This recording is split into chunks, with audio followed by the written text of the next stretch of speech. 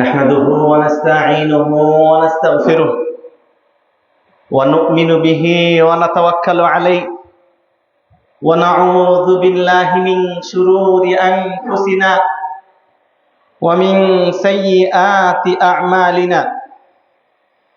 من يهده الله فلا مضل له ومن يضلله فلا هادي له.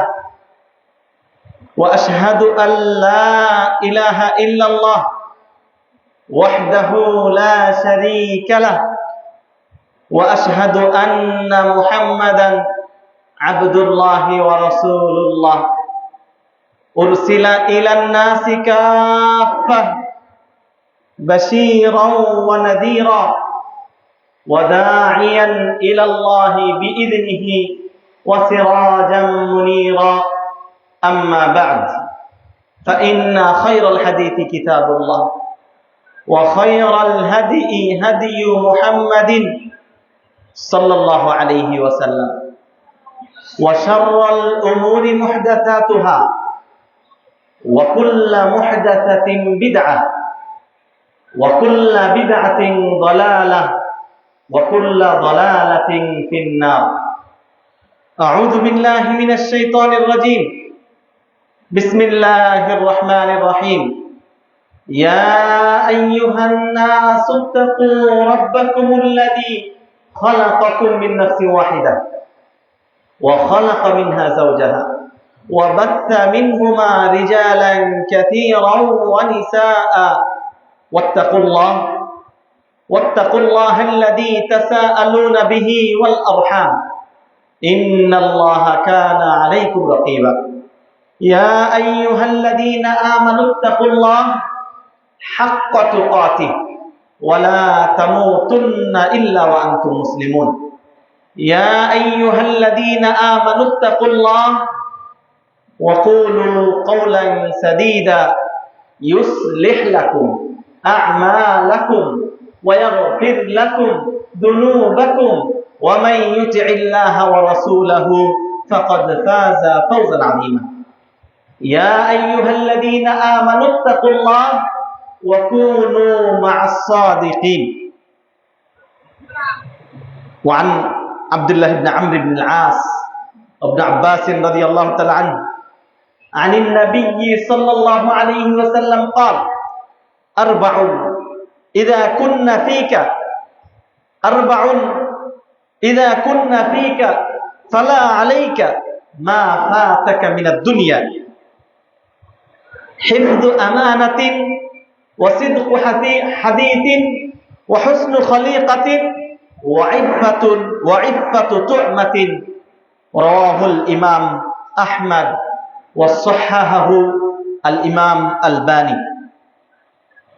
وعن أنس رضي الله تعالى عنه قال: قلما خطبنا رسول الله صلى الله عليه وسلم إلا قال: لا إيمان لمن لا أمانة له ولا دين لمن لا عهد له.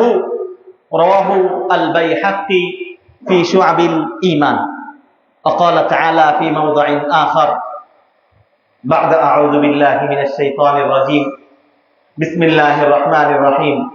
إنا عرضنا الأمانة على السماوات والأرض والجبال فأبين أن يحملنها وأشفقن منها وحملها الإنسان إنه كان ظلوما جهولا. وقال تعالى: لقد تاب الله على النبي والمهاجرين والأنصار الذين اتبعوه في ساعة العسرة. وقال تعالى: وعلى الثلاثة الذين خلفوا حتى إذا ضاقت عليهم الأرض بما رحبت وضاقت عليهم أنفسهم وظنوا أن لا ملجأ من الله إلا إليه ثم تاب عليهم ليتوبوا إن الله هو التواب الرحيم. আলহামদুলিল্লাহ, আল্লাহ লাখো কোটি শুকরিয়া। আল্লাহ সুবহানাহু ওয়া তাআলা দুনিয়ার কর্মময় জীবন থেকে আল্লাহ সুবহানাহু ওয়া তাআলা আমাদেরকে সরিয়ে আগে ভাগে সাপ্তাহিক একটা জুমাবার জুমার দিনে আল্লাহর দরবারে সমস্ত জীবনের কর্মবয় ব্যস্ত থেকে দূরে সরিয়ে আল্লাহর ঘরে আগে ভাগে এসে সাড়া দেওয়ার তৌফিক দান করেছেন। এই জন্য আল্লাহ সুবহানাহু ওয়া তাআলার দরবারে শুকরিয়া আদায় করে বলি আলহামদুলিল্লাহ। এখনো অনেক মানুষ ঘরে, অনেক মানুষ তার কর্মব্যস্ততায়, অনেক মানুষ এমনিতেই চায়ের দোকানে আগে ভাগে মসজিদে এসে উপস্থিত হওয়ার তৌফিক তারা পায় নাই। কিন্তু আপনি আমি এটা পেয়েছি। এটা আল্লাহর দান, আল্লাহর দয়া। এটা আল্লাহ রাব্বুল আলামিন যার মনের ভিতরে জাগ্রত করে দিবে দিনের গুরুত্ব, জুমার গুরুত্ব, আল্লাহর কাছে হাজিরা দেওয়ার গুরুত্ব, এর গুরুত্ব যে বুঝবে সে আগে আসতে পারবে। যে আল্লাহর তৌফিক পাবে সে আসতে পারবে, আর যে আল্লাহর তৌফিক পাবে না সে আগে ভাগে চেষ্টা করলেও আসতে পারবে না। এই জন্য আবারও শুকরিয়া আদায় করি যে আল্লাহ সুবহানাহু ওয়া তাআলা দয়া করে আমাদেরকে সমস্ত কর্ম ব্যস্ততা থেকে দূরে সরিয়ে আমাদেরকে ফ্রি করে তার ঘরে আসার তৌফিক দান করেছেন। এই জন্য আমরা আল্লাহর কাছে শুকরিয়া আদায় করে খুশি হয়ে আমরা আবারও হামদে বাড়ি পাঠ করি, বলি আলহামদুলিল্লাহ। সালাত ও সালাম বর্ষিত সেই হাবিবের উপর, যে হাবিবের উপর একবার দুরূদ পাঠ করলে আল্লাহ রাব্বুল আলামিন 10টা রহমত নাজিল করেন। যে হাবিবের উপর দুরূদ পাঠ করলে ইউজিলুল হাম ওয়াল গাম, দুশ্চিন্তা আল্লাহ রাব্বুল আলামিন দূর করে দেন। যে হাবিবের উপর দুরূদ পাঠ করলে আল্লাহ সুবহানাহু ওয়া তাআলা এর দরবারে কিয়ামতের দিন ওই হাবিব আপনার জন্য সুপারিশ করবে। সেই নবীর উপর আমরা একবার দুরূদ পাঠ করি, আল্লাহুম্মা সাল্লি আলা মুহাম্মদ ওয়া আলা আলি মুহাম্মদ কামা সাল্লাইতা আলা ইব্রাহিম ওয়া আলা আলি ইব্রাহিম ইন্নাকা হামিদুম মাজিদ। আল্লাহুম্মা বারিক আলা মুহাম্মদ ওয়া আলা আলি মুহাম্মদ কামা বারাকতা আলা ইব্রাহিম ওয়া আলা আলি ইব্রাহিম ইন্নাকা হামিদুম মাজিদ। প্রাণপ্রিয় মুসল্লিয়ান ইকরাম, পর্দার আড়ালের মা ও বোনেরা, হামজা রাদিয়াল্লাহু তাআলা আনহু মসজিদ ও মাদ্রাসা কমপ্লেক্সের সম্মানিত আসাতিজা ইকরাম, দায়িত্বশীল এবং স্নেহের ছাত্র ভাইরা, মাসনুন খুতবার পর আপনাদের সম্মুখে অসংখ্য হাদিসের মধ্যে হতে ছোট্ট একটা হাদিস পাঠ করেছি। হাদিসটা ইমাম আহমদ বিন হাম্বল বর্ণনা করেছেন। হাদিসটা ইমাম আহমদ বিন হাম্বল, তাকে ইনি এমন একজন ইমাম, ইমাম আহমদ বিন হাম্বল, এই জন্য তাকে বলা হয় মুহাদ্দিস। তিনি এত বেশি হাদিস সংকলন করেছেন যে তার ইমাম আহমদ বিন হাম্বলের রচিত গ্রন্থ প্রায় বহু খণ্ডে, এত বিশাল গ্রন্থ মুসনাদে আহমদ আর কেউ রচনা করতে পারে নাই। হাজারো হাজারো হাদিস এক গ্রন্থের মধ্যে, বহু খণ্ডে বহু খণ্ডে। এই জন্য ইমাম আহমদ বিন হাম্বল মুসনাদে আহমদের মতো এত হাদিস একত্রিত কেউ করতে পারেন নাই। সেই বিশাল হাদিসের মধ্যে হতে ছোট্ট একটা স্বর্ণাক্ষরে লেখার মতো একটা হাদিস আপনাদের সম্মুখে পাঠ করেছি। এই হাদিসটাই আজকে আমি জুমায় আলোচনা করব। ছোট্ট একটা হাদিস। প্রিয় ভাইরা আমার, হাদিসটা কি? হাদিসটাকে নাসিরউদ্দিন আলবানী সহিহ বলেছেন। হাদিসটা আমরা তরজমা যাই। এই হাদিসটা নিয়ে যতটুকু জুমার মধ্যে আলোচনা করা যায়, হ্যাঁ, এমন সুন্দর কিছু উপদেশ নবী সাল্লাল্লাহু আলাইহি সাল্লাম এই হাদিসের মধ্যে দিয়েছেন যে উপদেশগুলা ছাত্ররা, ওস্তাদরা, সাধারণ মানুষ, আম মানুষ যদি আমরা লালন করি, কাজে বাস্তবায়ন করি, আমার জীবন এহকাল এবং পরকাল সফল কাল। কি সেই হাদিসটা?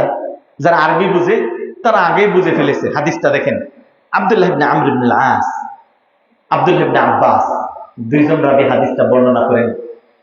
আব্দুল্লাহ ইবনে আমর ইবনে আল-আস রাদিয়াল্লাহু তাআলা আনহু এবং ইবনে আব্বাস বলছেন, নবী সাল্লাল্লাহু আলাইহি ওয়াসাল্লাম থেকে বর্ণনা করে বলছেন, আরবাউন, আরবা মানে 4, 5 না, খামসা মানে 5, আরবাউন মানে 4, ওয়াহিদ, ইসনানি, সালাসা, আরবা। নবী সাল্লাল্লাহু আলাইহি ওয়াসাল্লাম বলছেন আরবাউন মানে 4টা বিষয়। ইযা কুন্না ফিকা, 4টা জিনিস যদি তোমার মধ্যে থাকে। আরবাউন ইযা কুন্না ফিকা ফালা আলাইকা মা ফাতাকা মিনাদ দুনিয়া, গোটা দুনিয়া যদি ধ্বংস হয়ে যায়, গোটা দুনিয়া থেকে যদি তুমি বঞ্চিত হও, দুনিয়ার ঘর নাই, বাড়ি নাই, অর্থ নাই, টাকা পয়সা, ধন দৌলত কিচ্ছু নাই, বাবা নাই, মা নাই, কিচ্ছু নাই, সব শেষ হয়ে গেছে, কিন্তু আরবাউন ইযা কুননা ফীকা ফালা আলাইকা মা ফাতাকা মিনাদ দুনিয়া, সব শেষ হয়ে গেছে, কিন্তু চারটা জিনিস যদি তোমার মধ্যে থাকে তাহলে তুমি ইহকাল পরকাল উভয়কাল সফল কাল। সুবহানাল্লাহ। এমন কি সেই চারটা জিনিস? হ্যাঁ, চারটা জিনিস যদি তোমার মধ্যে থাকে, আমরা ধারণ করতে পারি, চারটা নসিহা, চারটা উপদেশ, গোটা দুনিয়া যদি ধ্বংস হয়ে যায়, কিন্তু এই চারটা উপদেশ যদি আমি আঁকড়ে ধরি, কথা এবং কাজে বাস্তবায়ন করতে পারি, তাহলে ফালা ইয়াদুররুক, আপনার আমার কোনো ক্ষতি হবে না, বলেছেন নবী সাল্লাল্লাহু আলাইহি ওয়াসাল্লাম। কি সেই চারটা জিনিস? আজকে জুমার খুতবা এই নসিহাপূর্ণ গুরুত্বপূর্ণ চারটা জিনিস আমি আলোচনা করব। যে কয়টা আলোচনা করা যায়। নাম্বার 1, হিফযু আমানাতিন। চারটা জিনিস যদি রক্ষা করেন তাহলে আপনার কোনো ক্ষতি হবে না। তার মধ্যে 1 নাম্বার হলো হিফযু আমানাতিন, আমানতের হেফাজত করা। 1, তার মানে আমানতের হেফাজত যদি আপনার ভিতরে থাকে, এটা এতটা গুরুত্বপূর্ণ একটা জিনিস যে এইটা যদি আপনি রক্ষা করতে পারেন, আল্লাহ সুবহানাহু ওয়া তাআলা আপনাকে ইহকাল পরকাল সকল কাম করবেন। 1, হিফযু আমানাতিন। 2, সিদকু হাদীসিন, সত্য কথা বলা। হিফযু আমানা, সিদকু হাদীস। 2 নাম্বার সত্য কথা বলা। 1 নাম্বার আমানতের হেফাজত করা, 2 নাম্বার সত্য কথা বলা, 3 নাম্বার হুসনু খলিকাতিন, উত্তম চরিত্র ধারণ করা। দেখেন বাকি আছে একটা, আবার বলছি ছাত্ররা মনে রাখবে, চারটা জিনিস যদি আঁকড়ে ধরো, গোটা দুনিয়া চলে গেলেও তোমার কেউ ক্ষতি করতে পারবে না, যদি এই চারটা জিনিস তুমি জীবনে আঁকড়ে ধরতে পারো। এটা শুধু ছাত্ররা না, কোন মুসলিম, কোন সমাজ, কোন গ্রামবাসী, কোন রাষ্ট্রের মানুষ যদি এই চারটা জিনিস আঁকড়ে ধরে কোথাও কাজে, আল্লাহ নবী সাল্লাল্লাহু আলাইহি ওয়াসাল্লাম বলেছেন ফালা ইয়াদুররুক মা ফাতাকা মিনাদ দুনিয়া, দুনিয়ার সব ধ্বংস যদি হয়ে যায় তোমার কোনো ক্ষতি হবে না, তোমার কিছু করতে পারবে না। নাম্বার 1, যদি তুমি আমানতের হেফাজত করো। নাম্বার 2, তুমি যদি সত্য কথা বলো। নাম্বার 3, কি? হুসনু খলিকাতিন, উত্তম চরিত্র ধারণ করো। নাম্বার 4, ইফাতু তুবাতিন, হালাল খাদ্য গ্রহণ। 4টা উপদেশ নবী সাল্লাল্লাহু আলাইহি ওয়াসাল্লাম আমাদের জন্য রেখে গেছেন। এই 4টা উপদেশ নসিহা স্বর্ণাক্ষরে লেখার মতো। এই 4টা জিনিস যদি আমরা নিজেদের জীবনে কথা এবং কাজে বাস্তবায়ন করতে পারি, তাহলে দুনিয়াতে আমাদের কোনো ক্ষতি হবে না। এইবার আসি আমরা একটু ব্যাখ্যায়। কয়টার ব্যাখ্যায় আমরা যেতে পারি? প্রিয় ভাইরা আমার, আমরা আজকে 1 নম্বর পয়েন্ট, এই হাদিসটা ইমাম আহমদ বিন হাম্বল বর্ণনা করেছেন, আর সহিহ বলেছেন নাসিরউদ্দিন আলবানী রাহিমাহুল্লাহ, এই হাদিসটাকে সহিহ বলেছেন। প্রিয় ভাইরা আমার, এই আমানা, তাহলে 1 নাম্বার 4টা জিনিস আঁকড়ে ধরলে দুনিয়ার কোনো ক্ষতি হবে না। 1 নাম্বার হলো আমানতের হেফাজত, 2 নাম্বার কি? সত্য কথা বলা, 3 নাম্বার উত্তম চরিত্র ধারণ করা, 4 নাম্বার কি করা? কি? হালাল রুজি। মাশাআল্লাহ, এই তো ছাত্রদের মুখস্থ হয়ে গেছে, হালাল রুজি। হ্যাঁ, কথা ছোট্ট, এর ব্যাখ্যা, এর বিশ্লেষণ অনেক বড়, অনেক ব্যাপক। আসুন আমরা একটা পয়েন্ট একটু আলোচনা করি। হিফযু আমানা, আমানা কাকে বলা হয়? আমানতের হেফাজত করা। নবী সাল্লাল্লাহু আলাইহি ওয়াসাল্লাম বললেন 4টা জিনিস আঁকড়ে ধরলে তোমার কোনো ক্ষতি নাই, গোটা দুনিয়া যদি ধ্বংস হয়ে যায় তাও তোমার ক্ষতি নাই। 1 নাম্বার আমানতের হেফাজত করতে পারলে, এবার আমাদেরকে আমানত বুঝতে হবে, তাহলে না আমানতের হেফাজত করতে পারবো। এরপরে সিদকু হাদিস, সত্য কথা। সত্য কথা কাকে বলে? কিভাবে সত্যকে আঁকড়ে ধরতে হয়, সাহাবীরা কিভাবে আঁকড়ে ধরেছে, আমরা প্রথম পয়েন্টে কিছু আলোচনা করি। হিফযু আমানাতিন, 1 নাম্বার আমানতের হেফাজত করা। এখন যদি আমি জিজ্ঞেস করি মাল আমানা, আমানা কাকে বলা হয়? আমানত কি? আমরা একটা কোরআনের আয়াত করি, তাহলে এখানে আমরা আমানত পাবো। আমানত শব্দ দিয়ে কোরআনে অনেক আয়াত আছে, হ্যাঁ, অনেক আয়াত আছে। তোর মধ্যে আমি আপনাদের সম্মুখে সূরা আহজাবের 72 নম্বর আয়াতটা একটু স্মরণ করিয়ে দিই।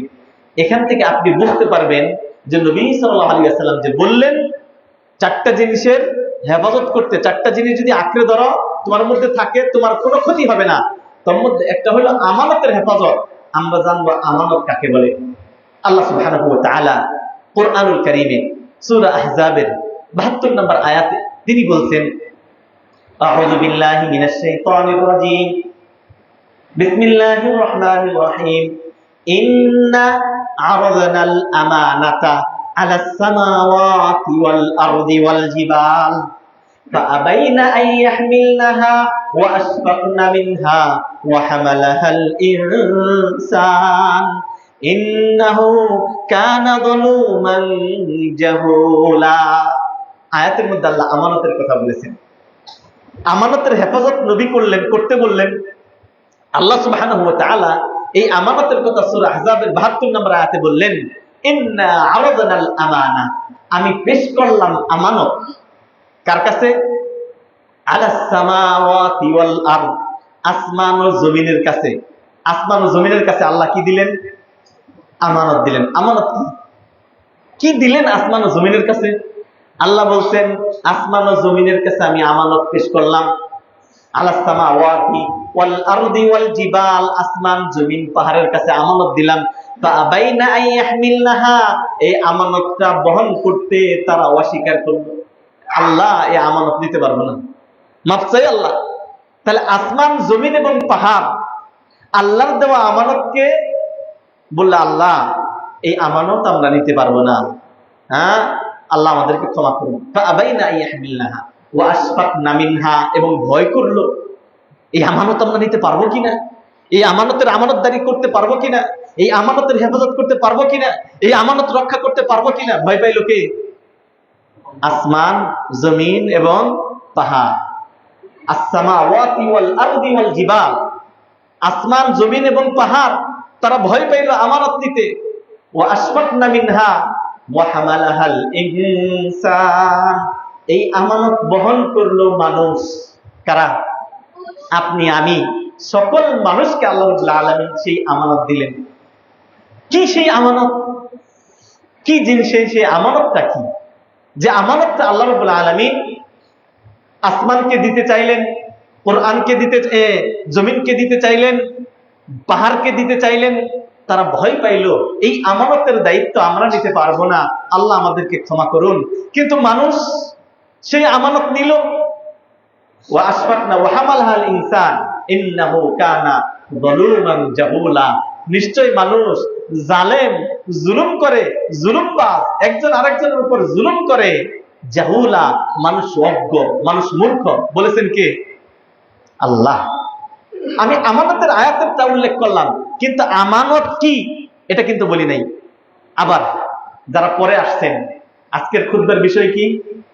ইমাম আহমদ বিন হাম্বলের বিখ্যাত গ্রন্থ থেকে ছোট্ট একটা হাদিস। হাদিসটা কি? নবী সাল্লাল্লাহু আলাইহি ওয়াসাল্লাম বলছেন, আরবাউন ইযা কুননা ফিক ফালা আলাইকা মা ফাতাকা মিনাদ দুনিয়া। চারটি জিনিস তুমি যদি আঁকড়ে ধরো, দুনিয়া, গোটা দুনিয়া যদি চলে যায় তোমার কোনো ক্ষতি হবে না।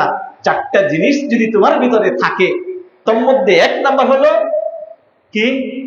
আমানত। আমরা আমানতের পয়েন্টে আলোচনায় আসছি। চারটা জিনিস, হেফজুল আমানাতিন, আমানতের হেফাজত। আমানত কাকে বলে এটা বোঝাতে যে আমি সূরা আহজাবের 72 নম্বর আয়াত আপনাদের সম্মুখে পাঠ করলাম। আল্লাহ সুবহানাহু ওয়া তাআলা এই আমানতটা দিতে চাইলেন আসমান জমিন পাহাড়কে, তারা নিল না, ভয় পাইল। নিল কে? মানুষ। এই আমানতটা কি? আল্লাহ কি দিতে চাইলেন? প্রখ্যাত তাফসীর ইবনে কাসির যদি খুলেন, এই আমানতটা হলো আল্লাহর আদেশ, আল্লাহর নিষেধ। হ্যাঁ, আল্লাহর আদেশ, আল্লাহর নিষেধ, আল আওয়ামির ওয়ান নাওয়াহি, মানে আল্লাহর উবুদিয়্যা, আল্লাহর ইবাদত করা। জমিনকে আল্লাহ রাব্বুল আলামিন তার ইবাদতের জন্য সৃষ্টি করেন নাই, পাহাড়কে তার ইবাদতের জন্য সৃষ্টি করেন নাই? আল্লাহ রাব্বুল আলামিন আসমানকে তার ইবাদতের জন্য সৃষ্টি করেন নাই?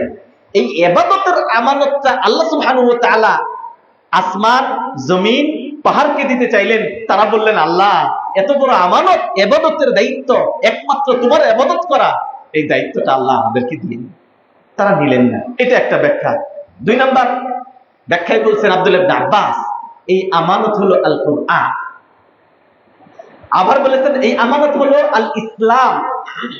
মানে পাহাড়কে মুসলমান হতে হয় না, মুসলিম হতে হয় না, আসমান জমিন পাহাড়কে মুসলিম হতে হয় না, আল্লাহর দাসত্ব করতে হয় না, আল্লাহর ইবাদত বন্দেগী করতে হয় না। আল্লাহর ইবাদত, ইসলাম, আল্লাহর দাসত্ব করা, এই ইবাদত করা, আল্লাহর দাসত্ব করা, আল্লাহর আদেশ, আল্লাহর নিষেধ, সবগুলা কিন্তু কাছাকাছি অর্থ। এই ইসলাম, এই ইবাদত, এই আল কুরআন, আল্লাহ সুবহানাহু ওয়া তাআলা এই আমানত, এই জিনিসগুলোকে আমানত হিসেবে উল্লেখ করেছেন। আসমান, জমিন এবং পাহাড় এই আমানত দিতে চান নাই, আল্লাহ রাব্বুল আলামিন মানুষকে দিয়েছেন। মানুষ এটা নিয়েছে। নিয়ে এই জন্য আল্লাহ সুবহানাহু ওয়া তাআলা, যেহেতু কঠিন বিষয়টা, কঠিন, মানুষ এটা নিয়েছে, তাই এটার যে হেফাজত করতে পারবে, এই আমানতের যে আমানতদারিতা রক্ষা করতে পারবে, আল্লাহ সুবহানাহু ওয়া তাআলা তাকে জান্নাত দিবেন। পাহাড়ের কি জান্নাত জাহান্নাম আছে? আসমানের জান্নাত জাহান্নাম আছে? নাই। জমিনের জান্নাত জাহান্নাম আছে? নাই। কারণ তারা এই ইবাদতের, এই কুরআনের, আল্লাহর আদেশ ও নিষেধ, এই ইসলামের আমানতটা তারা নেন নাই। এত বড় আমানত আল্লাহ সুবহানাহু ওয়া তাআলা মানুষকে দিয়েছেন। এই জন্য মানুষের জন্য 2টা জিনিস, যে এই আমানতের আমানতদারিতা করতে পারবে, এই কোরআনের হেফাজত করতে পারবে, এই ইসলামের হেফাজত করতে পারবে, এই ইবাদতের দায়িত্ব পালন করতে পারবে, আল্লাহ সুবহানাহু ওয়া তাআলা তাকে জান্নাত দিবেন। মালা আইনুন রাআত ওয়ালা উযুনুন সামিআত। ওখানে আল্লাহ সুবহানাহু ওয়া তাআলা এত কঠিন দায়িত্ব পালন করার পর মানুষ যখন জান্নাতে যাবে, আমানত একটা কঠিন দায়িত্ব, ইবাদত, ফজরের নামাজে উঠতে কত কষ্ট, আরাম হয়? আরাম না, ওঠা কষ্ট। আপনি কষ্ট করেন কেন? কারণ আপনি আমানতের দায়িত্ব নিয়েছেন। আল্লাহ যে আপনাকে ইবাদতের জন্য সৃষ্টি করেছেন, এই দায়িত্বটা আপনি নিয়েছেন। যখন আপনি হাজির হলেন, এই আমানতের আমানতদারিতা পালন করলেন। আমরা শুধুমাত্র আমানতের হেফাজত বুঝি, আপনার টাকা আমার কাছে, এটার হেফাজত করতে হবে, এটাই বুঝি। আমানত নির্দিষ্ট কোনো এইরকম কোন শুধুমাত্র সম্পদের মধ্যে আমানত বিষয়টা তা নয়। আল আমানাতু ফিল ইবাদাহ, আল আমানাতু ফিল আমওয়াল, আল আমানাতু ফিল ওয়াজিফা। কত দিক দিয়ে বলবেন, জীবনের প্রতিটা স্তরে আমানত। আমানত, আল আমানা শব্দের শাব্দিক অর্থ কি? আল আমানা মানে জিম্মাদারি। আল আমিন, আমিন থেকে, আমিন মানে বিশ্বস্ত, আমিন মানে যে যার নিজের পরিপূর্ণ দায়িত্ব পালন করে। আমিন মানে আপনি নামাজ না পড়ে কখনো আমিন হতে পারবেন না। কারণ কি? আমানত হলো প্রথম আল্লাহ প্রদত্ত আমানত হলো তার ইবাদত পরিপূর্ণরূপে করা। এইটা যদি আপনি না করেন, তাহলে আল্লাহর আমানতদারিতা আপনি করতে পারেন নাই। এরপরে তো মানুষের আমানতদারিতা ভিন্ন বিষয়। প্রিয়রা আমার, এই জন্য আল্লাহ সুবহানাহু ওয়া তাআলা কোরআনে বলেছেন, ইন্নাল্লাহা ইয়া'মুরুকুম আন তু'আদ্দুল আমানাতি ইলা আহলিহা ওয়া ইযা হাকামতুম বাইনান নাস। আল্লাহ আদেশ করেছেন আমানতদারিতা পালন করতে। আমরা যদি আরেকটু ডিপলি আলোচনা করি, যেহেতু ছাত্র ভাইরা আছে, শিক্ষকরা আছে, সমাজের সাধারণ মানুষ আছে, তাহলে বুঝতে পারবো আমানতটা কত বিশাল বিষয়। দেখেন, একজন ছাত্র, তার কি আমানতদারিতা, তার কি আমানত? তার আমানত হলো তার বাবা কষ্ট করে হামজা রাদিয়াল্লাহু তাআলা আনহু কমপ্লেক্সে পাঠিয়েছে লেখাপড়া করার জন্য, খেলাধুলা করার জন্য কি পাঠিয়েছে? নাকি এখানে ভালো খাওয়া হয়, ভালো খাবার খাবে আর ঘুমাবে, এই জন্য পাঠিয়েছে তোমাদের? না। তাহলে তোমার আব্বু পাঠিয়েছে এখানে ভালো লেখাপড়া করার জন্য। তুমি যদি লেখাপড়া না করে খেলাধুলা করো, উস্তাদকে ফাঁকি দাও, হেফজুর সবক ঠিক মতো দেও না, সাত সবক ঠিক মতো দেও না, আমুকটা ঠিক মতো দেও না, তাহলে তোমার উপর অর্পিত দায়িত্ব তুমি সঠিকভাবে পালন করতেছ না। তাহলে তুমি আমানতদারী হচ্ছ না, খিয়ানতকারী হয়ে যাচ্ছ। তোমার আব্বু যে আমানত দিয়ে পাঠিয়েছে, তোমার উপর অর্পিত দায়িত্ব পালন করার জন্য যদি তুমি না করো, তাহলে তুমি এইটার আমানত যেটা পেয়েছিলে, এই আমানতদারি রক্ষা করতে পারো নাই, বিদায় তুমি খিয়ানত হিসেবে আল্লাহর কাছে গণ্য হবে। অনুরূপভাবে শিক্ষক, যারা দায়িত্বশীল, যারা শিক্ষক আছে, তাদের উপর দায়িত্ব হলো এই বাচ্চাদের হেফাজত করা, তাদের পড়ালেখা হচ্ছে কিনা খোঁজ খবর নেওয়া, হ্যাঁ, কোন বাচ্চার কি সমস্যা এটা দেখাশোনা করা, তাদের প্রপার হক অধিকার পড়ালেখা নিশ্চিত করা, এইটা হলো তাদের দায়িত্ব। তারা যদি, শিক্ষকরা, আসাতিজায়ে কেরাম যদি এই দায়িত্বে অবহেলা করে, তাহলে তারা তাদের উপর অর্পিত দায়িত্ব মানে আমানতটা রক্ষা করতে না পারার কারণে কিয়ামতের দিন আল্লাহর কাছে খিয়ানতকারী হিসেবে গণ্য হবে। তাহলে ছাত্রও খিয়ানতকারী হিসেবে গণ্য হবে যদি তার দায়িত্ব পালন না করে, ওস্তাদও গণ্য হবে। আমি খতিব খুতবা দিতে এসেছি বাইপাইল থেকে, আমার উপর একটা দায়িত্ব আজকে যে আমি ফরিদপুরে যে একটা খুতবা দিব, এখানে মুসল্লিদের যে হক কোরআন ও সুন্নাহ থেকে নসিহত সঠিক উপদেশ তাদেরকে দেওয়া, এটা যদি দিতে ব্যর্থ হই আমি, তাহলে আমি আমার আমানতদারি রক্ষা করতে পারি নাই, আল্লাহর কাছে আমি খিয়ানতকারী হয়ে যাব।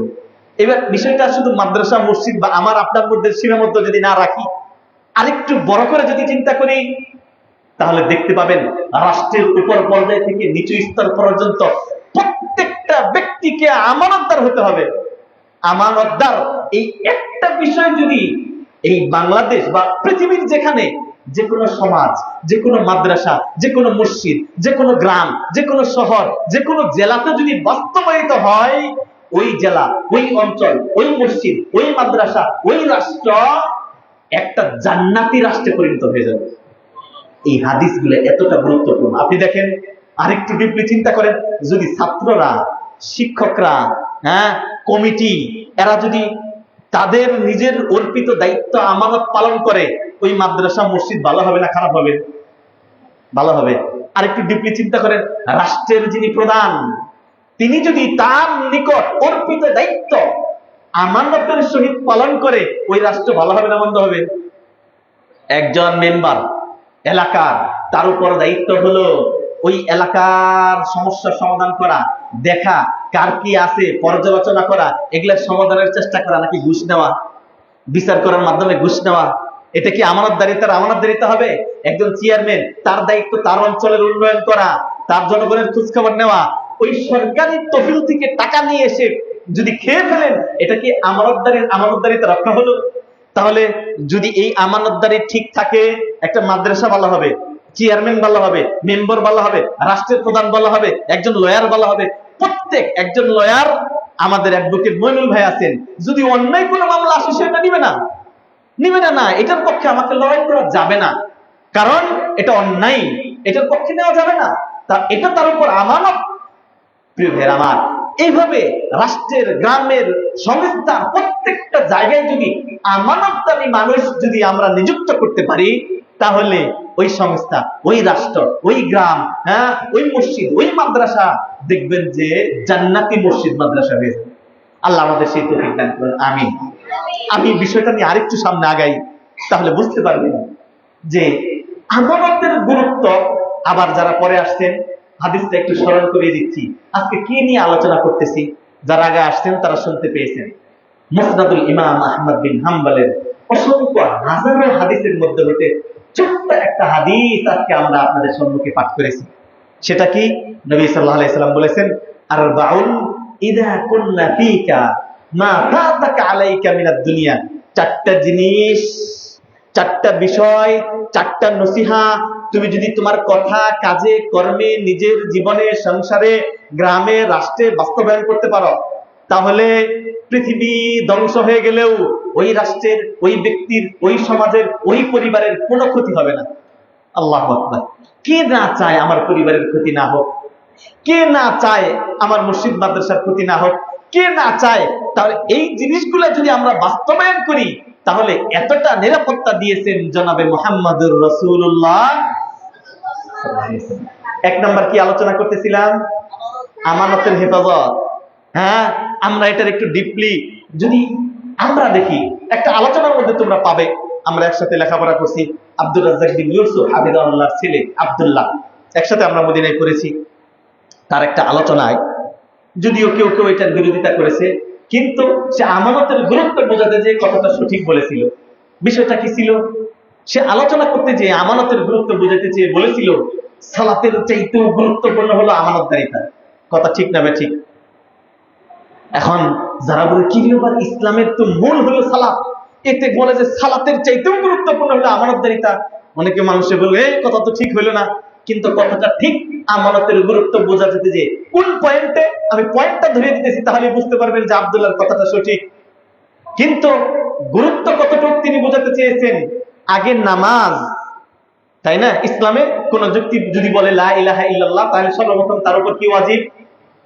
আসসালাহ, নামাজ ওয়াজিব। তাহলে বলে নাই যে আমানতদারি ওয়াজিব। কিন্তু ইসলাম আগমনের পূর্বে নবী সাল্লাল্লাহু আলাইহি ওয়াসাল্লামের উপরে ইসলাম এসেছে কখন? যখন তার বয়স 40 হয়। হ্যাঁ, সেই গারে হেরায় যায়। এরপরে ইকরা বিসমি রাব্বিকাল্লাযী খালাক এটা নাজিল হয়। আচ্ছা, এই হীরা গুহায় কোরআন অবতীর্ণ হওয়ার আগে আল্লাহর নবী কি নামাজ পড়েছেন? নামাজ পড়েন নাই। কিন্তু তার আগে নবী সাল্লাল্লাহু আলাইহি ওয়াসাল্লাম কি ছিলেন? আমানতদার ছিলেন। এই জন্য তাকে কুরাইশরা পছন্দ করতো না। কুরাইশরা নবীরে কি পছন্দ করতো না? নিজের বংশের মানুষ, হ্যাঁ, পছন্দ করতো না। কিন্তু একটা জিনিসে তাকে পছন্দ করতো, তাকে বলতো আল আমিন, আমানতদার। আমনুন থেকে আল আমিন, যিনি আমানতদার। মানে ওই ব্যক্তিকে পছন্দ করি না, ওর ধর্মকে পছন্দ করি না, কিন্তু ওর ভিতরে একটা চরিত্র আছে, ও আমানতদার। ওর কাছে কোনো জিনিস যদি রাখতে দেই, ওইটা সে কখনো নষ্ট করে না। সুতরাং ইসলাম আগমনের পূর্বে নবীর মধ্যে কি ছিল? আমানতদারিতা ছিল। কথা কি বুঝতে পারছেন? তাহলে এই দৃষ্টিকোণ থেকে আব্দুল্লাহ বলছে, তাহলে নামাজ ফরজই হয় নাই, তখন নবী আমানতের গুরুত্ব দিয়েছেন। তাহলে নামাজের গুরুত্ব বেশি না আমানতের গুরুত্ব বেশি? এই দৃষ্টিকোণ থেকে সে বোঝাতে চেয়েছে, যখন নামাজ ফরজ হয় নাই তখনও, যখন নবী নবী হয় নাই তখনও নবী আমানতের গুরুত্ব দিয়েছেন। আল্লাহু আকবার। তাহলে আমানতের গুরুত্ব কতটুকু। আর কাফেরদের মধ্যে, অমুসলিমদের মধ্যে, নিজের বংশের মধ্যে নিজের ওয়েট, নিজের ভারত্ব, নিজের বিশ্বস্ততা ধরে রাখার জন্য আপনাকে আমানতদারি হতে হবে। আপনার বংশের মানুষ আপনাকে পছন্দ করে না, সমস্যা নাই, কিন্তু আপনি যেন আমানতদারি হন। নবী সাল্লাল্লাহু আলাইহি ওয়াসাল্লামকে পছন্দ করে নাই আবু জাহেল, উতবা, শাইবা, তারা পছন্দ করে নাই, কিন্তু আমানতদারি হিসেবে তাকে কিন্তু অপছন্দ করে নাই। সামনে ঘটনা বলবো। হ্যাঁ, যদি যারা নবীর শত্রু তারাও নবীকে আমানতদার মনে করেছেন, তাহলে বিষয়টা নবী নবী হওয়ার আগেও গুরুত্ব দিয়েছেন। সুতরাং আমানতের গুরুত্ব কতটুকু। আরো যদি দিয়ে একটা বলি, আমরা আজকে মেয়ে দিয়ে দিই, বিল্ডিং আছে কিনা, ভালো টাকা পয়সা আছে কিনা, তাই না? হ্যাঁ, ব্যবসা বাণিজ্য আছে কিনা, সরকারি চাকরিজীবী করে কিনা। কিন্তু একজন নবী ছিলেন, নাম তার মূসা। তিনি আল্লাহর সাথে কথা বলতেন। এই নবী ফেরাউনের অত্যাচার থেকে আল্লাহ রাব্বুল আলামিন তাকে রক্ষা করবেন। বললেন, যাও, চলে যাও, বনি ইসরাইল তোমার সহচর্যদেরকে নিয়ে তুমি পার হও। তিনি চলে গেলেন। চলতে চলতে সামনে নদী বা সাগর পেয়ে গেলেন। পার হবেন কিভাবে? আল্লাহ বলেন, আনিযরিব বিআসাকাল বাহর, তোমার হাতের লাঠি দিয়ে দিয়ে সাগরের মধ্যে একটা বাড়ি মারো। তিনি বাড়ি মারলেন, প্রহার করলেন, সাথে সাথে নদীর মাঝখান দিয়ে আল্লাহ রাব্বুল আলামিন 12টা রাস্তা তৈরি করে দিলেন।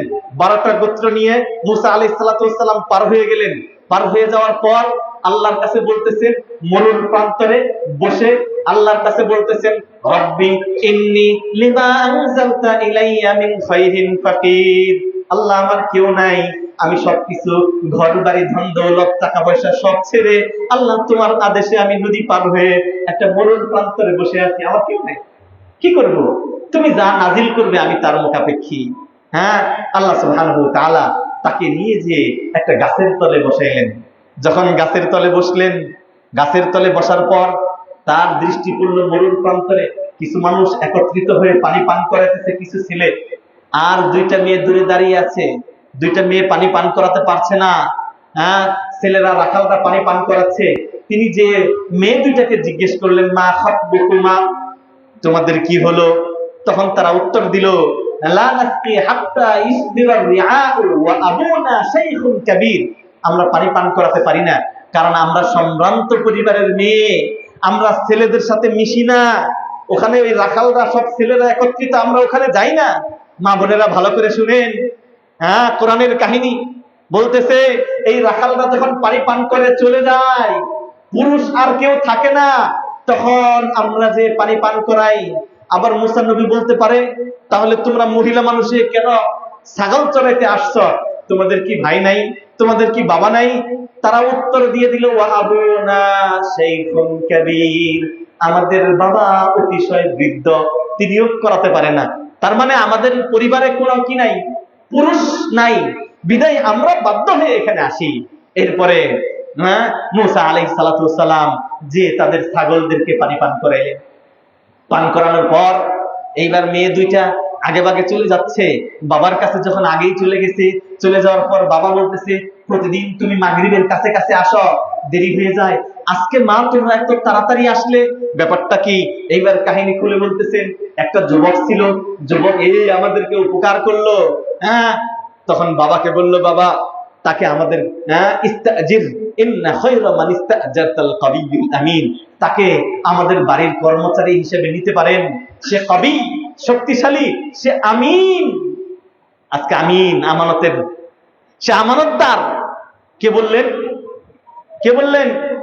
নবীর মেয়ে। কোন নবীর মেয়ে? ইখতিলাফ আছে, কেউ বলছেন শুআইব নবীর মেয়ে, তবে স্পষ্টত কোন নবীর মেয়ে কোথাও ব্যাখ্যা নাই। অনেকে বলেন যে শুআইব নবীর মেয়ে ছিল এই দুই নবী। মেয়ে দুইটা বলতেছে ওই পুরুষটা খুব ভালো ছিল, সে শক্তিশালী, পাথরটা সরিয়ে আমাদেরকে পানি পান করাতে পারলো। আবার ইন্নাহু লাকাবিয়্যুন আমিন, আর সে নিরাপদ, আমিন, বিশ্বস্ত। এই যে রাস্তা দিয়ে আসলাম, আমাদেরকে একা পেয়ে আমাদের উন্না টান দেয় নাই, আমাদের দিকে বাঁকা চোখে দেখে নাই। সে চরিত্রবান, সে আমিন। কথা শুনে একজন মেয়ের বাবা শুআইব আলাইহিস সালাতু ওয়াস সালাম, তার মনটা গেল ঘুরে, বলতেছে, বলো কি, এমন ছেলেই তো আমার দরকার। নবী নবীকে চিনে, নবী নবীকে চিনে। বলতেছে, ডাক দাও, তুমি তাদেরকে ডেকে নিয়ে আসো। মুসা নবীকে ডেকে শুআইব আলাইহিস সালাতু ওয়াস সালাম বললেন, ইন্নী উরিদু আন উনকিহাকা ইহদা ইবনাতাইয়া হাতাইনি আলা আন তাজুরানি থামানিয়া হিজাজ ফা ইন আতমামতা আশরাক ফামিন ইনদিক। বললেন, মুসা তুমি এসেছো, আমার দুইটা মেয়ের যে কোনো একটা মেয়েকে তোমার সাথে বিয়ে দিতে চাই। আল্লাহু আকবার। সে ঘরবাড়ি ছাড়া, থাকার জায়গা নাই, টাকা নাই, পয়সা নাই, কিচ্ছু নাই। আল্লাহর কাছে কি বললেন? রব্বি ইবনি লিমা আনজালতা ইলাইয়া মিন খাইরিন ফাকির, আল্লাহ আপনি যা কল্যাণ নাযিল করবেন এটা আমার দরকার, আমার কিচ্ছু নাই, আর কিছু চাইলেন। এই জন্য যার টাকা নাই এই দোয়া করবেন, রব্বি ইন্নী লিমা আনজালতা ইলাইয়া মিন খাইরিন ফাকির। যার ঘর নাই বলবেন মুসার দোয়াতে, রব্বি ইন্নী লিমা আনজালতা ইলাইয়া মিন খাইরিন ফাকির। আল্লাহ মুসার ঘর ছিল না, তুমি ঘর দিছো এই দোয়া করার কারণে, আমাকে কেন দিবে না? যার বিয়ে হয় না সে বলবেন, রব্বি ইন্নী লিমা আনজালতা ইলাইয়া মিন খাইরিন ফাকির। আল্লাহ মুসার কিছুই ছিল না, তুমি তার যদি বিয়ে দিতে পারো এই দোয়ার কারণে, আমি আর তো তুমি দিতে পারবে না, আমার তো ভালো, আমার তো একটু ঘর আছে, আমার তো কিছু টাকা পয়সাও আছে, দিতে পারবো না কেন? আল্লাহ সহজ করে দিবেন। মুসা আলাইহিস সালাতু ওয়াস সালাম আল্লাহর কাছে চাইলেন। এইবার বললেন, তুমি 8 বছর অথবা 10 বছর আমার বাড়িতে থাকবে, এই শর্তে আমার দুই মেয়ের যে কোনো এক মেয়েকে দিয়ে দিবে। আমার কথা ঘটনা শোনানো না, আজকের বিষয় কি? 4টা বিষয় আঁকড়ে ধরলে দুনিয়া যদি চলে যায় তাও আপনার কোনো ক্ষতি হবে না। তার মধ্যে 1 নাম্বার, হিফযু আমানা। মেয়ে বিয়ে দিবেন কি দেখে? আমানতদারিতা দেখে। মুসা আলাইহিস সালাতু ওয়াস সালামের যে বিয়ে দিলেন কি দেখে? তার আমানতদারিতা দেখে। এই জন্য শুআইব আলাইহিস সালাতু ওয়াস সালাম তার মেয়েকে বিয়ে দিলেন 2টা গুণ দেখে, লাকাবিয়্যুন আমিন, সে শক্তিশালী, আমার ঘরে পুরুষ নাই, শক্তিশালী একটা পুরুষ দরকার, আমি বৃদ্ধ হয়ে গেছি, সুতরাং 2য় গুণ হলো আমিন। আপনি দেখেন টাকা আছে কিনা, ঘর বাড়ি আছে কিনা, ধন দৌলত আছে কিনা, নবী তা দেখেন নাই, তাহলে দেখেন আমানতদারিতা কত বড় কঠিন, যে আমানতদারি কোনো মানুষ পেলে তার সাথে নবীরা তাদের মেয়েদের বিয়ে দিত। সুবহানাল্লাহ। আপনি তাই করবেন? ওয়াজ শুনলেন, বাস্তবায়ন করবেন? একটা গরিব ছেলে আসছে কিন্তু খুব আমানতদার, দিবেন তার কাছে না? যদি কোরআন হাদিস মন থেকে মানেন, এই যে নবী সাল্লাল্লাহু আলাইহি ওয়াসাল্লাম বলেন তোমার দুনিয়ার কোনো ক্ষতি হবে না, আপনি যদি আমানতদারি কোনো পুরুষ পেয়ে যান, আপনার মেয়েকে তার সাথে বিয়ে দেন, তাকে পিটাবে না।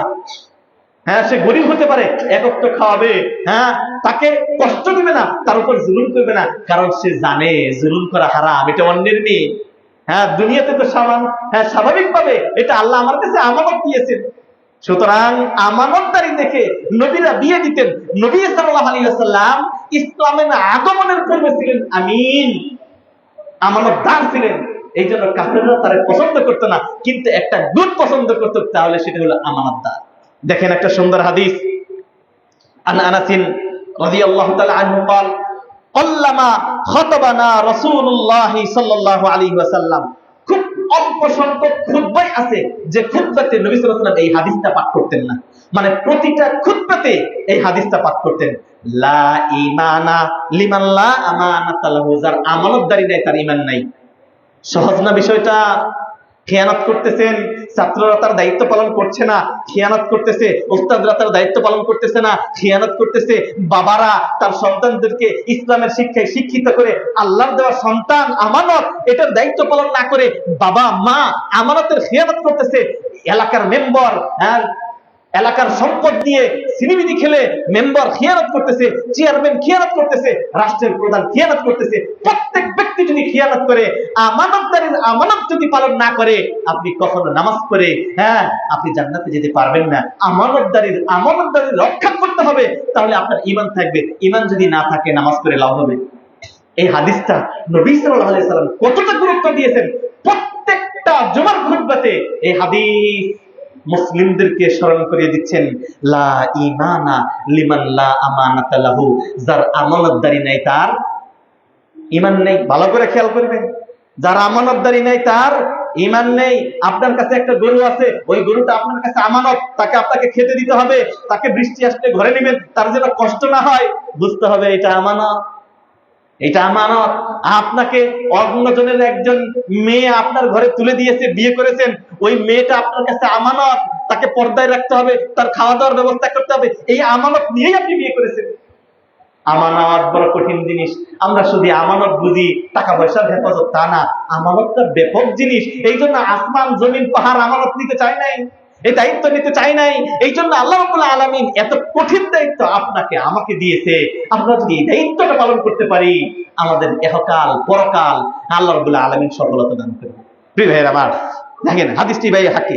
শুধু তাই না, তাহলে নবী আমানতের গুরুত্ব দিয়েছেন ইসলাম আগমনের পূর্বে।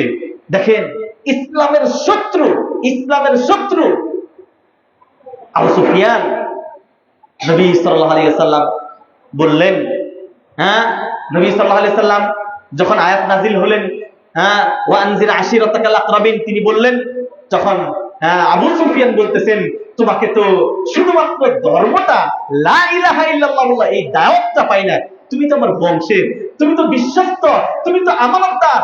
এই জন্য আরব সমাজ তাকে যে উপাধি দিয়েছিল সেটা কি? আল আমিন, আল আমিন। শুধু তাই না, প্রত্যেকটার দায়িত্বে আমানতদারি মানুষ দায়িত্বে নিযুক্ত করতে হবে। আপনার ব্যবসা প্রতিষ্ঠানে যদি আপনি একজন আমিন, বিশ্বস্ত, নির্ভরযোগ্য মানুষ পান, তাকে নিযুক্ত করলে আপনি আত্মতৃপ্তিতে ঘুমাতে পারবেন। দেখেন রাষ্ট্রের প্রধানদের দায়িত্ব আমানতদার মানুষ নিযুক্ত করা, আমিন যারা, বিশ্বস্ত যারা, তাদেরকে দায়িত্ব দেওয়া। একটা সুন্দর ইউসুফ আলাইহিস সালাতু ওয়াস সালাম গেলেন, তাকে ভাইরা ফেলে দিল কূপে, কূপ থেকে উঠিয়ে নিয়ে চলে গেল সেই বণিকরা, ওখানে নিয়ে মিশরের বাজারে বিক্রি করে দিল, চলে গেল তার বাদশার কাছে। তারপরে ঘরে লালিত পালিত হলো, নানান ঘটনা, স্ত্রীর সাথে সমস্যা, বাদশার স্ত্রীর সাথে সমস্যা হলো, জেলখানায় চলে গেল, দেখলেন স্বপ্ন দেখার পর এই ব্যাখ্যা আর পাচ্ছেন না। কি স্বপ্ন দেখলেন? বাদশাহ স্বপ্ন দেখলেন, যে 7টা মোটা তাজা গরু, 7টা শীষে মোটা তাজা 7টা গরুকে খেয়ে ফেলতেছে। ইউসুফ আইয়ুহা সিদ্দিক আফতিনা সির, এটা স্বপ্নের ব্যাখ্যা দাও। ইউসুফ আলাইহিস সালাতু ওয়াস সালাম চলে গেলেন, তিনি স্বপ্নের ব্যাখ্যা দিলেন। স্বপ্নের ব্যাখ্যা দিয়ে যখন বাস্তবায়ন হলো, বাদশাহ বলতেছে যে তুমি তো সঠিক সুন্দর ব্যাখ্যা দিতে পারো, তোমার মতো এরকম ব্যাখ্যা, সঠিক ব্যাখ্যা তো আর কেউ দিতে পারে না, তুমি তো আমিন। তারপরে ইউসুফ আলাইহিস সালাতু ওয়াস সালাম নিজেই বলছেন, ইজআলনি আলা খাযাইনিল আরদি ওয়া ইন্নী লাহাফিজুন আলিম। বাদশাহ আমাকে যদি বিশ্বাস করে থাকেন, আমার ধনভাণ্ডার খাদ্যমন্ত্রী বানিয়ে দেন, আমি আমিন, আমি বিশ্বস্ত, আপনার দরবারের প্রত্যেকটা মানুষের খাদ্য সুরক্ষা নিশ্চিত আমি করব। আল্লাহু আকবার। আমানতদার ইউসুফ আলাইহিস সালাতু ওয়াস সালাম খাদ্যমন্ত্রী হয়ে গেলেন, হ্যাঁ, ধনভাণ্ডারের খাজাইন তার হাতে দিয়ে দিল মিশরের বাদশাহ। কি দেখে? দুইটা গুণ দেখে, একটা হলো হাফিজ, একটা আলিম, একটা আমিন। বিশ্বস্ত, আমিন, নিরাপদ, আমানতদারির আমানতদারিতা রক্ষাকারী ইউসুফ আলাইহিস সালাতু ওয়াস সালামের মধ্যে ছিল। এই ঘটনা কেন দিয়েছেন আল্লাহ কোরআনে? কারণ আপনি যদি কাউকে নিযুক্ত করেন, সবার আগে দেখবেন সে আমানতদার কিনা। আপনি আপনার মেয়েকে বিয়ে দিবেন, সবার আগে দেখবেন আমানতদার কিনা। দোকানে একটা কর্মচারী নিযুক্ত দিবেন, সবার আগে দেখবেন আমানতদারি কিনা। এলাকার মেম্বার নির্বাচিত করবেন, দেখবেন লোকটা আমানতদার কিনা। আমানতদার হলে তাকে সিল মারেন, নইলে সিল মারেন না। চেয়ারম্যান দেখবেন লোকটা আমানতদার কিনা। রাষ্ট্রপ্রধান, প্রত্যেকটা জায়গায় এই আমানতদারি গুণ সম্পন্ন ব্যক্তি যখন পাবেন, তাকে আপনি সাপোর্ট করেন, তাকে সহযোগিতা করবেন। ওই মসজিদ, ওই মাদ্রাসা, ওই এলাকা, ওই রাষ্ট্রের কল্যাণ হবে, অকল্যাণ হবে না। কিন্তু খিয়ানতকারী মানুষ যদি আপনি নিযুক্ত করেন, কখনো ওই প্রতিষ্ঠান, ওই সংস্থা, ওই বাড়ি, ওই পরিবার, ওই রাষ্ট্র কখনো সফলতার মুখ দেখতে পারবে? ভাইরা আমার, বাংলাদেশে উপর থেকে নিচ পর্যন্ত আমানতদারি মানুষ কম না বেশি? হ্যাঁ, কম আছে। খুব কম সংখ্যক পাবেন, খুব কম সংখ্যক পাবেন। ইল্লা মাশাআল্লাহ, 100তে হয়তো কিছু মানুষ পাওয়া যাবে। অথচ আমরা মুসলিম। আজকের আলোচনায় কি আমি বুঝাইলাম? 4টা গুণ যদি আপনি আঁকড়ে ধরেন, নবী বলেছেন আপনার জীবন গোটা দুনিয়া চলে গেলেও আপনার ক্ষতি হবে না। তোর মধ্যে 1 নাম্বার গুণ হলো আমানতের আমানতদারিতা, যেটা মুসলমানদের মাঝে আজকে নাই। নাই, মুসলমানদের মাঝে আজকে নাই। এটা আমাদের যদি আঁকড়ে না ধরি, এটা যদি আমাদের কথা এবং কাজে বাস্তবায়ন না করি, প্রিয় ভাইরা আমার, আমাদের ইসলামী সমাজ পাবো না। আমরা ভালো একটা প্রতিষ্ঠান গড়ে দিতে পারবো না, ভালো গ্রাম দিতে পারবো না। যতই সালাফি বলি, যতই আহলুল হাদিস বলি, যতই ইসলামী বলি, আমরা যদি এই চরিত্রের পরিবর্তন না আনি, তাহলে আমরা কখনো ভালো কিছু এহকাল পরকালে কোনো কালেই পাবো না। এই জন্য আল্লাহ যেন আমাদেরকে তৌফিক দান করেন আমানতদারিতা রক্ষা করা। সকলে বলি আমিন। শেষ একটা ঘটনা দিয়ে প্রথম পয়েন্ট শেষ করি। নেক্সট যদি আবার কোনোদিন আসি, তাহলে আমরা বাকি 3টা নিয়ে আলোচনা করব। আপনারা ইসলামের খলিফা কয়জন? 4 জন, আবু বকর, ওমর, ওসমান, আলী। তারপরে একজন খলিফা আছে, নাম কেউ বলতে পারবেন? তাকে ঐতিহাসিকগণ 5ম খলিফা হিসেবে গণ্য করেন। নাম কি তার? হ্যাঁ, ওমর ইবনে আব্দুল আজিজ। তার নাম হলো ওমর ইবনে আব্দুল আজিজ।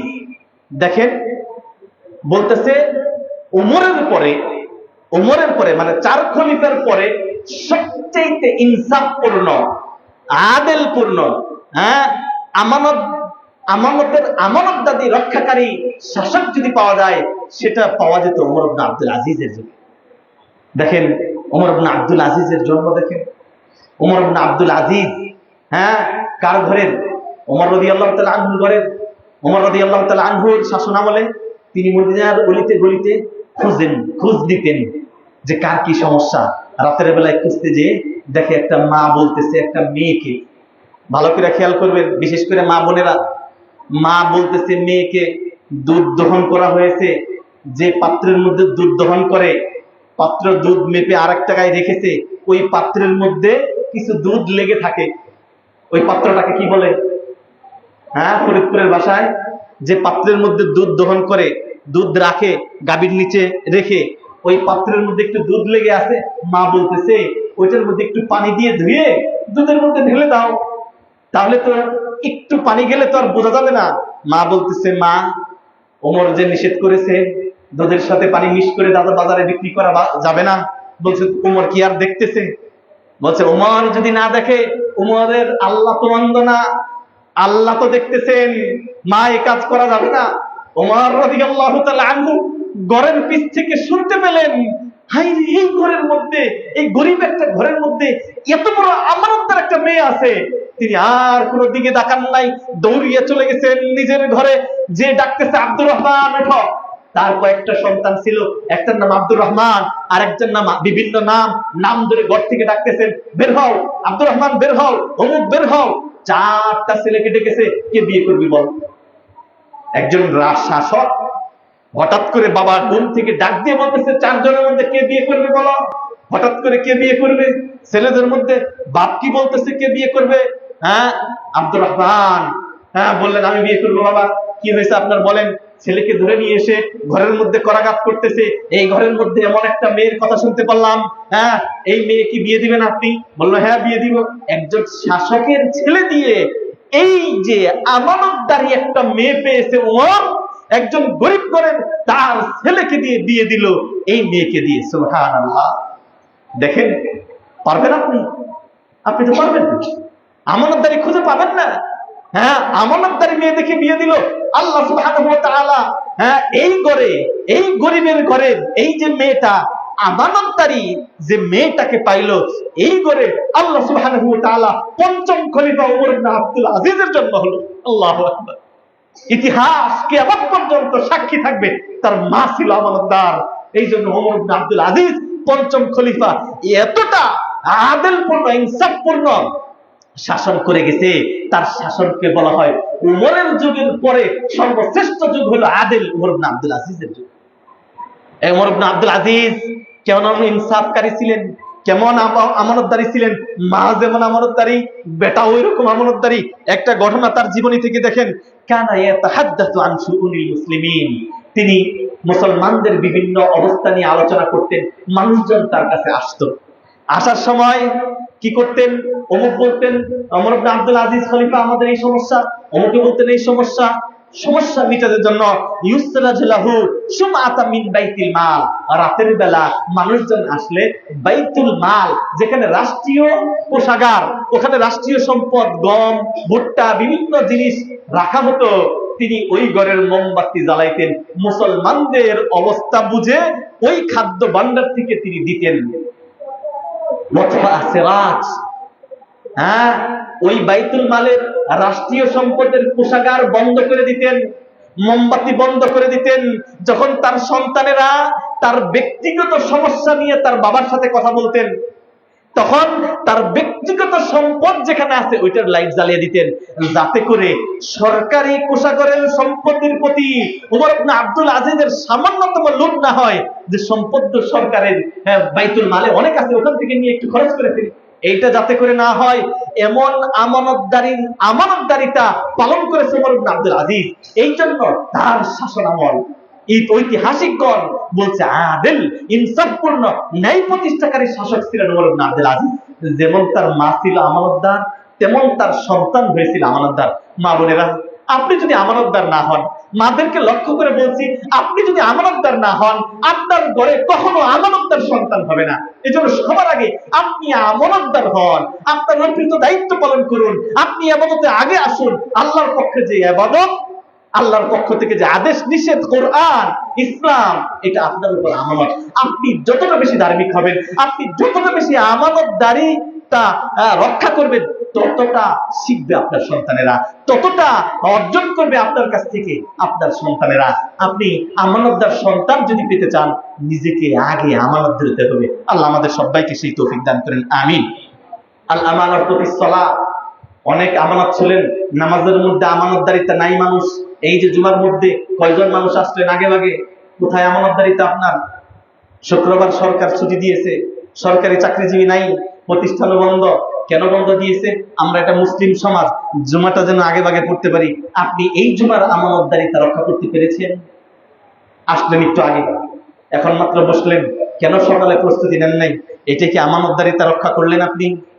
আল আমানাতু ফিস সালাহ, নামাজ এটাও আমানতদারিতা, জুমার খুতবা এটা আমানতদারিতা, এটা আপনাকে রক্ষা করতে হবে। এই জন্যই আল্লাহ বলছে, ইন্না আরাদনাল আমানাতা আলাস সামাওয়াতি ওয়াল আরদি ওয়াল জিবাল, আমি আমানত দিলাম আসমান ও জমিন এবং পাহাড়ের কাছে, তারা আমানত নিল না। আশফাকনা মিনহা, ভয় পাইলো। ওয়া হামালাহাল ইনসান, মানুষ এটা নিল। প্রিয় ভাইরা আমার, আল আমানাতু ফিস সালাহ, নামাজে আমানতদারিতা। টাইম মতো নামাজ পড়তে হবে। যখন আপনার সৃষ্টিকর্তা আপনাকে ডাকবে, সমস্ত ব্যস্ততা ভুলে নামাজে যেতে হবে। নামাজ এমন গুরুত্বপূর্ণ ইবাদত, সমস্ত ইবাদত ফরজ হয়েছে দুনিয়াতে, নামাজ ফরজ হয়েছে আসমানে। নামাজ ফরজ হয়েছে আসমানে। নবী সাল্লাল্লাহু আলাইহি ওয়াসাল্লাম অজ্ঞান হয়ে যায়, অচেতন হয়ে যায়, বেহুশ হয়ে যায়, তখনও যখন হুশ করে আসে, তখন তার মুখ দিয়ে একটা কথা বের হয়, আসাল্লাউ আন-নাস, মানুষরা কি নামাজ পড়েছে? সাহাবীরা উত্তর দেয়, লা ইয়া রাসূলুল্লাহ, হুম ইয়ান্তাযিরুনাক, তারা নামাজ পড়ে নাই, আপনার অপেক্ষায় আছে। বললেন আমাকে ওযুর পানি দাও, আমি ওযু করি। ওযু করে আবার নামাজের জন্য উঠতে লাগলেন। তিনি আবার অচেতন হয়ে গেলেন, অজ্ঞান হয়ে গেলেন। মৃত্যুর পূর্বের মুহূর্তে তিনি 3 বার করে অজ্ঞান হয়ে যায়। আবার তিনি পড়েন আসাল্লাহু আন-নাস, মানুষ কি নামাজ পড়েছে? নামাজের তিনি কতটা গুরুত্ব দিয়েছেন। তার রব তাকে কাছে নিয়ে নামাজের গুরুত্ব যেভাবে বুঝিয়েছেন, তিনি ওভাবে নামাজের গুরুত্ব দিয়েছেন। জীবনের শেষ মুহূর্ত পর্যন্ত তিনি নামাজকে গুরুত্ব দিয়েছেন। প্রিয় ভাইয়েরা আমার, এই জন্য নামাজ ইবাদত, এটা আল্লাহর পক্ষ থেকে আমানত। এইটা যদি আপনি আমানতদারি রক্ষা না করতে পারেন, কিছুই পারবেন না। এই জন্য খিয়ানতকারীর সংখ্যা বেশি। আজকে স্ত্রী খিয়ানত করে তার স্বামীর উপর, পরক্রিয়া করে, আবার স্বামী পরক্রিয়া করে খিয়ানত করে তার স্ত্রীর উপর, একজন আরেকজন খিয়ানত করে, খিয়ানতে ভরপুর, কারণ মানুষ আমানতে বুঝে না। প্রিয় ভাইয়েরা আমার, আল্লাহ যেন আমাদেরকে আমানতদারিতা রক্ষা করে দুনিয়া থেকে বিদায় নেওয়ার তৌফিক দান করেন, আমিন।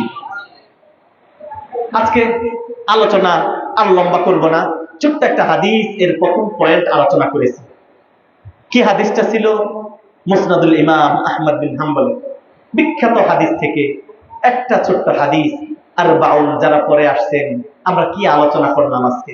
আর বাউল ইদা কুন্না ফিকা ফালা ইয়াদুররুকা মা ফাতাকা মিনাদ দুনিয়া। চারটা জিনিস যদি আপনি আঁকড়ে ধরেন, আপনার গোটা দুনিয়ার জীবন যদি চলে যায়, আপনার কোনো ক্ষতি হবে না। তোর মধ্যে একটা হলো হিফজু আমানাতিন, আমানতের হেফাজত করা। এই পয়েন্টটা আলোচনা করলাম। তাহলে এই গুণটা, এই নসিহাটা নবীর আমরা নিজের জীবনে, ব্যক্তিগত জীবনে, পারিবারিক জীবনে, রাষ্ট্রীয় জীবনে, মাদ্রাসা, সংস্থা, প্রত্যেকটা জায়গায় যদি বাস্তবায়ন করতে পারি, তাহলে নবী সাল্লাল্লাহু আলাইহি ওয়াসাল্লামের পরিভাষায় আমাদের কোনো ক্ষতি হবে না। 2 নাম্বার ছিল সিদকু হাদিস, সত্য কথা বলা। এই পয়েন্টে আর কথা বলবো না, নেক্সট কোনো দিন যদি আসি।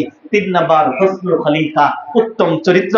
4 নাম্বার হলো ইফাতু তুমাতিন, হালাল খাবার খাওয়া। আল্লাহ আমাদের এই 4টা গুণ আমাদের অর্জন করার তৌফিক দান করুন, আমিন।